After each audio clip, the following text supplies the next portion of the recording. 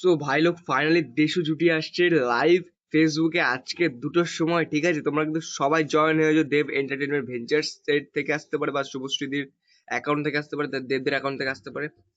তোমরা সবাই জয়েন হয়ে যাও। আর কিন্তু আজকে ধামাল হবে, ধামাল। মানে এটা ইন্ডাস্ট্রিতে প্রথমবার যে একটা ধামাকাদার নিউজ বা ধামাকাদার লাইভ হতে চলেছে ফেসবুকে শুভশ্রীদি এবং দেবদার। তো সবাই আজকে দেশু সেভেনের লাইভটা দেখো, আর 2টোর সময় সবাই জয়েন হও।